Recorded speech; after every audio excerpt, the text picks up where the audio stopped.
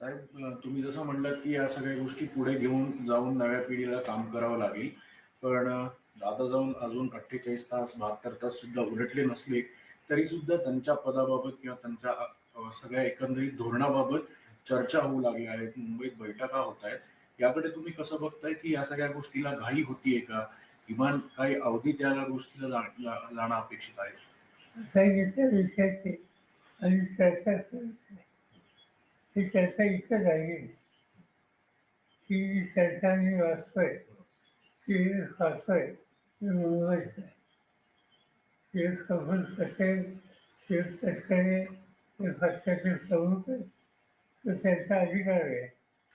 त्यांना त्याच्यामध्ये प्राधान्याने काय करावं हे त्यांनी ठरवलेले दिसतंय.